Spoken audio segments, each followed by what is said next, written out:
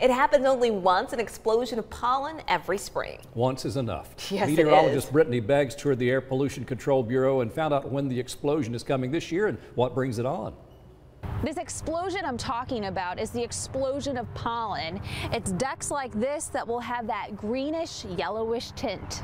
It'll happen sometime around early April through May, you know, the 3-4 weeks that we have when pretty much everything blooms at the same time. During winter, everything is dormant, which means the initial burst of pollen is right around the corner.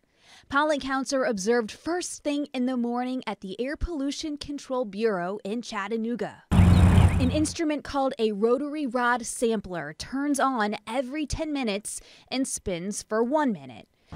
And this collects pollen on it. There's some grease that we put on there, and when it spins around, it actually catches the pollen. Stephen Langston with the Air Pollution Control Bureau then carefully adds the counts under a microscope. He says the pollen explosion should happen in the next week or two.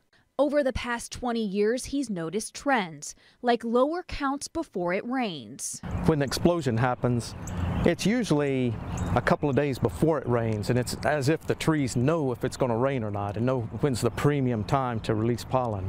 A few things could be happening here. Humidity levels tend to be higher with approaching low pressure systems. Unless there is a dry, warm day, pollen may not be released because it would be a waste. Kathy Jones says, don't fret though if you start to see pollen in the next week or two. So if you see a lot of pollen on your driveway, it may be pollen that's so big it's not really respirable. Jones says most respiratory issues occur from microscopic pollen that we're seeing now, such as pine.